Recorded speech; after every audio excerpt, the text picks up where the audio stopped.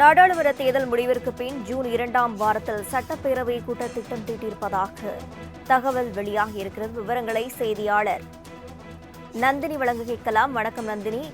இன்றைய நாளிலிருந்து சட்டமன்ற கூட்டமானது தொடங்கவிருக்கிறது. இது குறித்தான விவரங்கள்.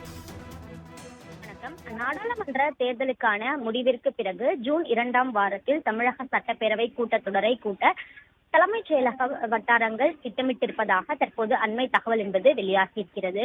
2024-25ஆம் ஆண்டிற்கான தமிழக சட்டப்பேரவை கூட்டத்தொடர் ஆளுநர் உரையுடன் தொடங்கியது. அப்போது அரசு கொடுத்த கொள்கை உரையில் தனக்கு உடன்பாடு இல்லை என கூறி 2 நிமிடத்தில் ஆளுநர் தன்னுடைய உரையை முடித்துக் கொண்டார். அதன் தொடர்ச்சியாக பட்ஜெட்டும் அதே போன்று வேளாண்மைக்கான தனி நிதிநிலை அறிக்கையும் சட்டப்பேரவையில் தாக்கல் செய்யப்பட்டு அதன் மீது விவாதங்களும் நடைபெற்றது.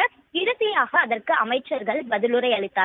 அத்துடன் சட்டப்பேரவை கூட்டத்தொடர் தேதி குறிப்பிடப்படாமல் ஒத்திவைக்கப்பட்டது. இந்த நிலையில்தான் நாடாளுமன்ற தேர்தல் நடைபெற நிலையில் மானிய கோரிக்கை மீதான விவாதம் என்பது நடத்தப்படாமல் இருந்தது. இந்த நிலையில்தான் தற்போது நாடாளுமன்ற தேர்தலுக்கான முடிவுகளை பொறுத்தவரையில் ஜூன் 4ஆம் தேதி வெளியாக இருக்கிறது. எனவே அதன் பிறகாக ஜூன் 2வது வாரத்தில் சட்டப்பேரவை கூட்டத்தொடரை நடத்த சட்டப்பேரவை வட்டாரங்கள் திட்டமிட்டிருக்கின்றன. அப்போது பல்வேறு பிரச்சனைகளை கிளப்பவும் எதிர்க்கட்சிகள் திட்டமிட்டிருப்பதாக தகவல் என்பது வெளியாகியிருக்கிறது. குறிப்பாக சட்டம் ஒழுங்கு பிரச்சனை, போதைப் பொருள் விவகாரம் உள்ளிட்ட விவரங்கள் தொடர்பாகவும் எதிர்க்கட்சிகள் கேள்வி எழுப்பலாம் எனவும் தெரிவிக்கப்பட்டிருக்கிறது. அந்த வகையில்தான் ஜூன் 2ஆம் வாரத்தில் சட்டப்பேரவை கூட்டத்தொடர் தொடங்கும் என எதிர்பார்க்கப்படுகிறது. விரிவான தகவல்களுக்கு நன்றி.